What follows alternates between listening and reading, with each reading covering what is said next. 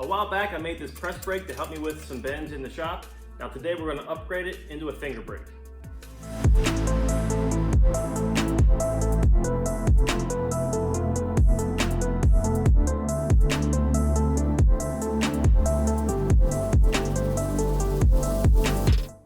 So this should be a simple enough process. We'll be laying the old top section aside. We can still use that for our bigger bends, and we'll be building an entire top section with removable teeth. Now here's a quick review on how I made the lower section. Got my metal cleaned up, ready to start welding. See, this is going to press in here, and here. So we're going to get these squared.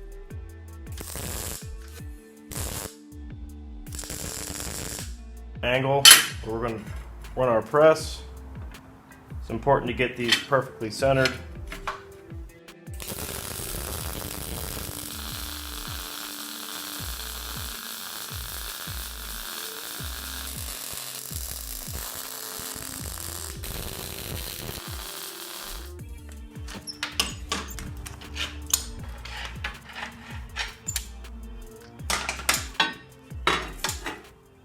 Alright, now that you're all caught up with the lower half, this is the amount of material that we'll be using to build the actual finger brake and the carrier that holds it.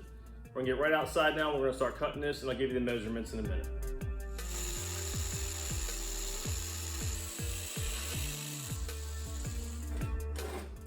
Alright, so I have all my pieces cut. This is 1 inch wide by 1/4 inch thick plate steel.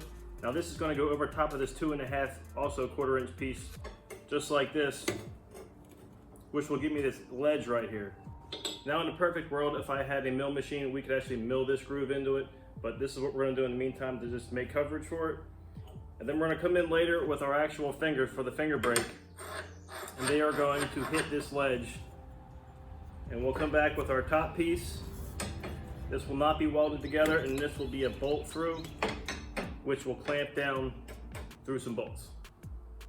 Okay, this is my stack put together. I need to drill the holes. I'm gonna put 6 bolts through here, so I need to space those out evenly and have them drilled. And to make this easier for me, I just come around here and I just tack welded these together just for the drilling process.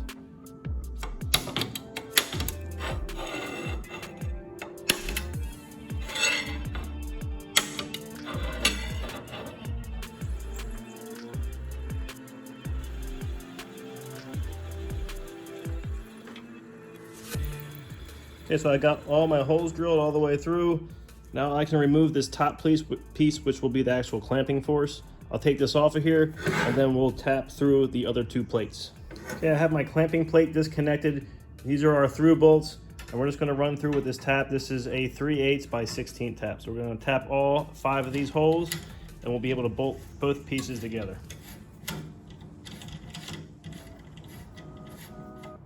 Okay, I got all my holes threaded. I also went back and over drilled the clamping plate. That way I can just drop these bolts through and just through bolt it. Next step is to weld the carrier tubes to either side of the apparatus.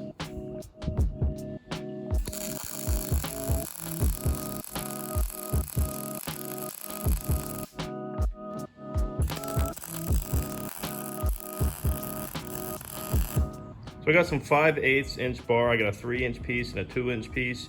And we're gonna cut them into individual fingers to fit in there. So moving ahead, I've already cut them into 3-inch sections, and they're gonna line up something like that. You'll be able to kind of reorganize them the way it's best for you. So now I'm gonna clamp them back in that vise, and we'll cut the 45 degrees on it.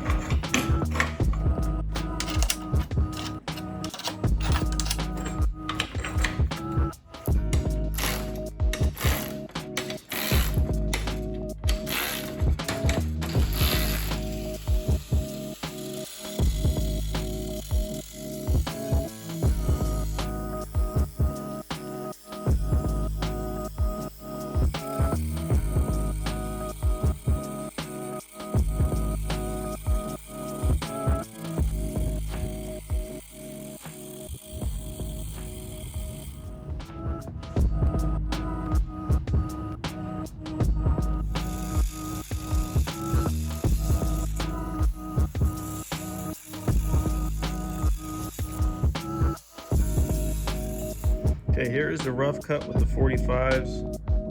Pretty straight, right on down. Pretty cool to see what the cutoffs actually look like as well. Now we're going to come over this again and smooth it out with a file.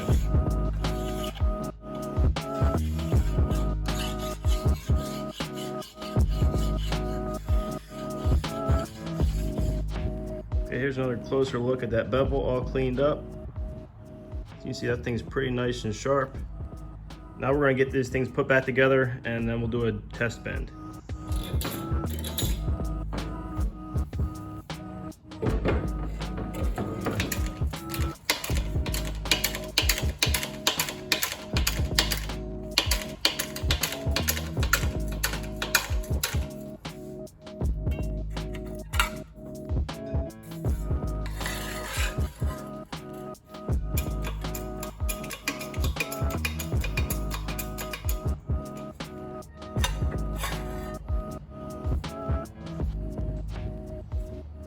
So there you have it. This is the finger brake mod for the press brake that I made earlier. This thing works really well. The only thing I would improve is making the actual fingers longer.